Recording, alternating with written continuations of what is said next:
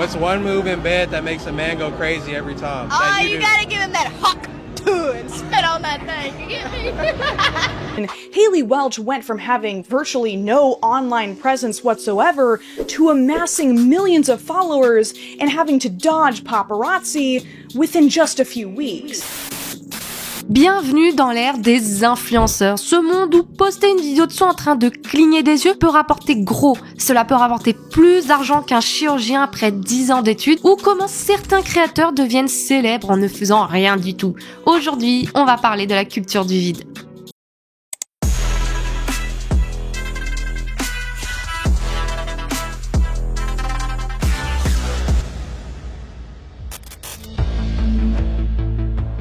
Mais avant de juger, posons-nous la question. Pourquoi ces influenceurs attirent-ils autant ? La réponse est assez simple. La culture internet adore l'instantanéité.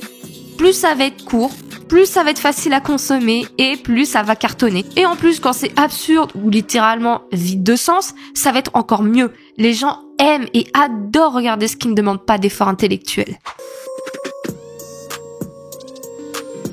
Depuis quelques mois, Instagram et TikTok sont littéralement envahis d'influenceurs qui sont des copier-coller des uns et des autres. Un trio d'hommes va ressortir, Backbucken, Cinématéo et Davidson Oliveira. Ces trois Français cumulent chacun des millions d'abonnés, Back 4,7 millions sur Instagram, Davidson 1,1 million sur Insta et Cinématéo 2,3 millions d'abonnés.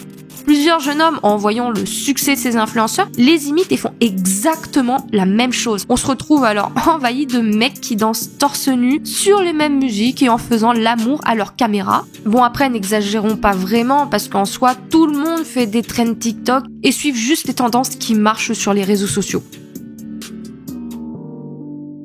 Prenons Backbucken par exemple, cet influenceur de 19 ans cartonne sur les réseaux sociaux depuis plusieurs mois en faisant des vidéos de danse la plupart du temps torse nu ou en faisant des vidéos de lui dans le métro de Paris en se maquillant et boum, le voilà transformé en un véritable phénomène. Il assiste donc à plusieurs grands événements médiatiques et mondiaux comme la Fashion Week et est accueilli comme une grande star entourée de ses admirateurs et admiratrices comme si c'était une star de cinéma ou un grand chanteur. Alors que pas du tout, il vient juste d'internet, il a réussi à avoir des millions d'abonnés en quelques mois.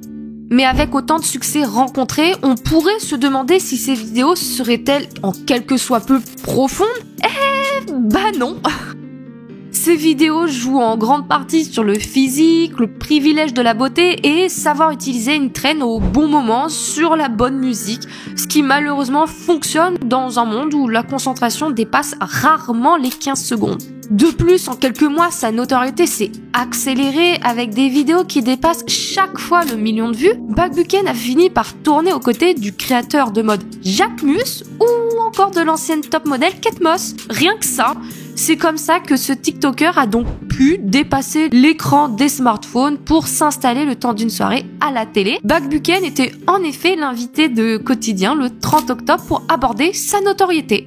En plus de sa danse mondialement connue sur Bravo Louis de Modern Talk, reprise par des milliers de personnes, il fait des vidéos pour normaliser le maquillage pour les hommes, que ce soit dans le métro ou dans la rue, qui sont devenues littéralement virales en seulement quelques jours, atteignant des millions de vues chacune. L'industrie de la beauté s'est pas fait attendre et voit alors en lui le nouveau parfait ambassadeur des lignes cosmétiques unisex. En effet, avec autant de followers engagés, Back peut apporter une véritable visibilité mondiale à moindre frais pour les grandes marques. Et cela illustre une réalité importante, il faut tout de même savoir capter l'attention des gens et c'est pas si simple qu'il n'y paraît, tout le monde peut pas y arriver comme ça, mais ce qui pose réellement problème pour une partie des gens, c'est que du jour au lendemain il est devenu mondialement connu en se faisant un paquet de fric sur du vide, alors que certains se tuent au 3-8 à l'usine pour un SMIC sans avoir le temps de voir sa famille ou même de jouer avec ses enfants ou de profiter des petits moments. Mais revenons à son passage chez Quotidien, une émission qui est normalement connue pour mettre en avant des artistes, des journalistes, des acteurs ou même des chanteurs connus mondialement qui décident de l'inviter, fallait s'y attendre mais ça passe très mal auprès de certains spectateurs. Le problème principal soulevé par les critiques et les spectateurs, c'est la question du mérite. Beaucoup se sont demandé pourquoi inviter quelqu'un qui s'est fait connaître en dansant à moitié à poil alors qu'il y a tant de personnes talentueuses ou engagées qui mériteraient cette visibilité. Sur les réseaux sociaux, les réactions ne se sont pas fait attendre. On a vu des commentaires comme « Ok, ça invite vite le néant sur Quotidien. Ou alors, je le connaissais pas, c'est flippant quand même cette culture du vide.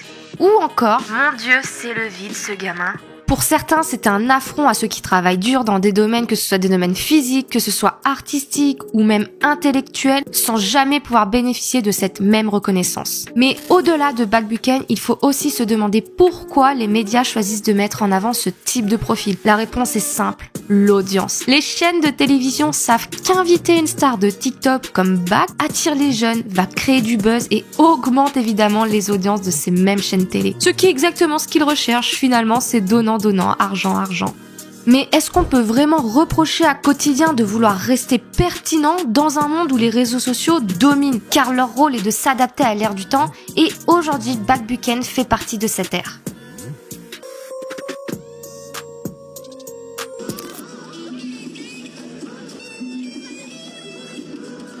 Mais parlons maintenant de Cinémathéo. Ce créateur de 22 ans illustre parfaitement cette génération de TikTokers qui misent tout sur le superficiel, le physique et la beauté. Le contenu de Mathéo peut se résumer par le vide, comme le titre de la vidéo, car il ne fait que danser, poser ou juste sourire et se coiffer. Mais posons-nous la question.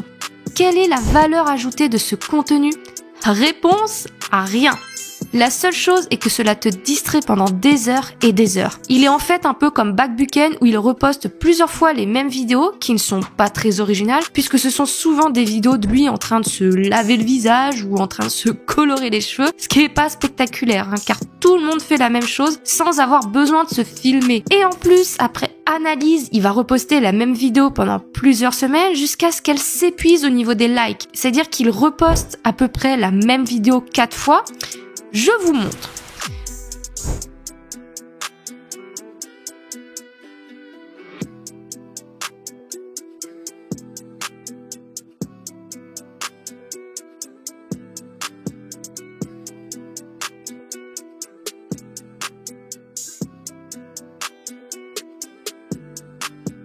Je vous montre également avec une deuxième vidéo pour que vous vous rendiez compte qu'il ne l'a pas fait qu'une fois.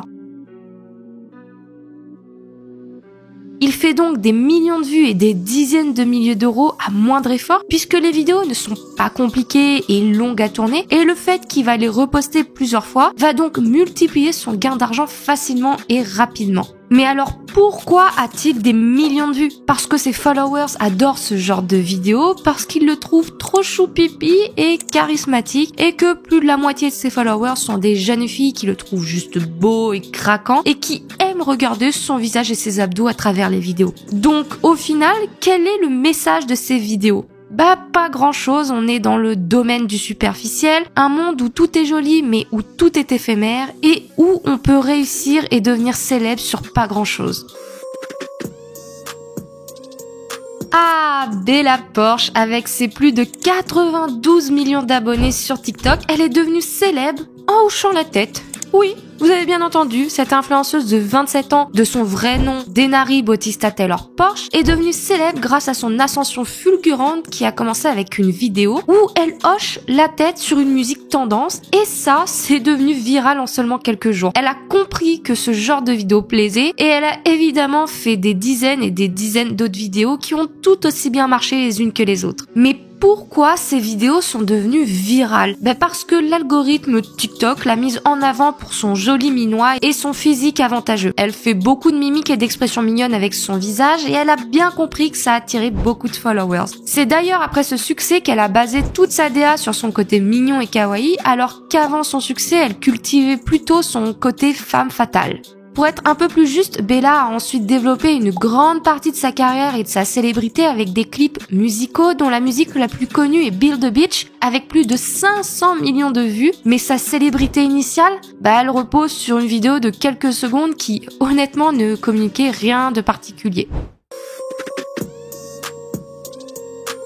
Et enfin, on ne peut évidemment pas parler de la culture du vide sans évoquer The Octo Girl, qui je pense représente à elle seule la définition de la culture du vide et de la célébrité éphémère. Vous savez, c'est cette influenceuse qui a explosé en répétant une phrase complètement étrange avec une voix totalement exagérée qui n'a littéralement aucun sens, et c'est bien pour ça que ça a marché. Oh, you gotta give him that hawk and spit on that thing. Kylie. D'autant plus qu'elle est devenue un mème vivant et son succès illustre parfaitement comment l'absurdité pure peut parfois dominer les réseaux sociaux. Le but ici n'est pas de raconter une histoire ou d'inspirer les gens ou de les informer, c'est de devenir viral, point barre.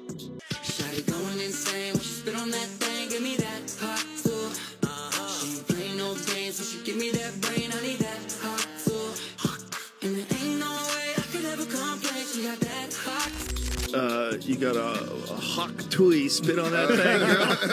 It's Yo, massive. she's That famous girl, now. That girl, one video. Have you seen it, Brian? Yeah, hawk tui. One girl gets interviewed. And it's just, I love moments like that where one weird video, it's so funny that the whole Mais enfin bon, après être devenue mondialement célèbre en littéralement moins de 48 heures, bravo elle, elle se retrouve à chanter devant 80 000 personnes au concert de Zach Bryan, devant des milliers de personnes devenues ses fans en 2 jours. Ce n'est pas la seule chose incroyable qu'elle a faite en même pas 48 heures, elle a également passé le surlendemain une soirée avec le célèbre joueur de basket Shaquille O'Neal, rien que ça, et a ensuite fait des tournées pour rencontrer ses fans, et tout ça en quelques jours. Elle a également créé sa propre marque de vêtements comme des casquettes et des t-shirts, et en quelques jours elle est devenue mondialement connue et a quitté son taf. Quit my job at the spring factory, and so I don't have to eat Taco Bell all the time, but I'm still gonna do it anyways. Elle a également recruté une équipe de managers pour vivre de son influence et de sa célébrité toute fraîche. Malheureusement, quand la célébrité est aussi rapide, on fait des bêtises. Okay, y'all, drop your Solana wallets. I'm giving out some meme coins for free. Coming to you December 4th. Et en effet, depuis plusieurs semaines, l'influenceuse a totalement disparu des radars et des réseaux sociaux suite à l'arnaque à la crypto-monnaie qu'elle a mise en place. Elle aurait arnaqué ses fans et ses investisseurs en montant une escroquerie basée sur sa crypto-monnaie appelée Shock, qui est un meme coin et qui lui a permis de récolter à peu près 50 millions de dollars. Mais bon, je vais pas m'attarder sur elle car je pense faire une vidéo dédiée à son cas quand on aura un peu plus d'informations. Mais alors, pourquoi est-ce que tout ça peut poser problème pour la majorité des personnes ? Parce que la culture du vide nous pousse à consommer sans réfléchir. Ces influenceurs deviennent donc des modèles pour des millions de jeunes, mais qu'apprend-on réellement de leur contenu ? Pas grand-chose, voire rien du tout. Et pire encore, on valorise de plus en plus le fait d'être célèbre pour rien, plutôt que pour une vraie compétence ou pour le mérite. Maintenant, il est tout à fait normal que des influenceurs soient invités au tapis rouge de Cannes au même titre que de grands acteurs reconnus pour leurs compétences d'acting ou même des chanteurs mondialement connus. Mais faut-il vraiment critiquer tous les influenceurs devenus célèbres pour rien ou au contraire saluer leur capacité à s'adapter et à réussir à transformer leur chance et en faire un business ? Quand on parle des influenceurs comme Bella Poarch qui est devenue célèbre grâce à une vidéo où elle hoche simplement la tête, ou même de créateurs comme Backbuken ou Cinématéo, notre première réaction c'est de se dire pourquoi eux sont-ils célèbres et riches et pas moi ? Est-ce que c'est vraiment mérité ? Pourquoi est-ce que moi je trime à mon boulot et pas eux ? Ces influenceurs incarnent un phénomène propre à notre époque. Grâce aux réseaux sociaux, on peut devenir viral avec quelque chose de très simple, voire complètement aléatoire. Mais est-ce que ça veut dire que cette célébrité est vide de sens ? Pas si vite, parce que pour certains, ces influenceurs sont le symbole d'une époque où le mérite semble parfois absent. Ils n'ont pas inventé quelque chose de révolutionnaire, ils ne dansent pas mieux que les autres, et ils ne chantent pas forcément bien, et pourtant ils accumulent des millions de followers et gagnent des sommes astronomiques. Il y a donc un sentiment de frustration qui se manifeste. Beaucoup se disent, est-ce que c'est juste qu'ils gagnent des millions en faisant si peu ? Mais voilà, ce qui semble facile ne l'est pas toujours. Se faire connaître, créer une communauté engagée, la maintenir, rester pertinent et transformer cette célébrité en une vraie carrière, ça demande du travail. D'un autre côté, on peut voir ces influenceurs comme des génies de leur époque, parce que soyons honnêtes, si on nous proposait de gagner notre vie en hochant la tête, en faisant 20 fois la même danse sur la même musique, ou en postant des vidéos absurdes, qui refuserait ? Ce n'est pas vraiment de leur faute si les algorithmes et le public adorent ce genre de contenu. Reprenons Bella Poarch comme exemple. Oui, elle est devenue célèbre grâce à une vidéo simple, mais ensuite, elle a réussi à transformer cette notoriété en une carrière musicale solide, en faisant des concerts, en créant des clips travaillés qui font littéralement chacun des millions de vues, et en faisant également des collaborations avec d'autres artistes majeurs. De plus, en faisant mes recherches, je me suis perdue sur Reddit et je suis tombée sur un commentaire que j'ai trouvé assez intéressant qui résume bien pourquoi certaines personnes deviennent célèbres pour rien. Je vous le lis. MDR, ça s'appelle un marché ouvert et libre. Allez d'abord apprendre quelques notions d'économie et de connaissances générales avant de vous lancer dans l'art. Le montant d'argent que vous recevez dépend de sa valeur. Et sur le marché actuel, la valeur est subjective. Que quelqu'un mérite quelque chose ou non est totalement subjectif. Et c'est bien pour ça que des gens deviennent connus, car tout le monde a la liberté de choisir ce qu'il regarde et consomme, et en faisant cela, ça va créer plein de célébrités qui sont mises en avant pour pas grand chose, voire pour rien du tout. En ce qui concerne les critiques que reçoit Bach, bien que compréhensibles dans une certaine mesure, elles soulèvent une autre question. Est-ce qu'on peut vraiment reprocher à Bach Buchen de saisir cette opportunité, d'aller sur les plateaux télé, de gagner sa vie en faisant des vidéos de 30 secondes et d'être célèbre? C'est pas lui qui a décidé d'être invité sur Quotidien. Lui, il a simplement fait ce que beaucoup auraient fait à sa place, profiter de sa notoriété pour aller plus loin. Donc, ce débat soulève une question assez intéressante. Est-ce qu'on critique ces influenceurs parce qu'on trouve vraiment que leur succès est injuste, ou est-ce qu'on est tout simplement jaloux?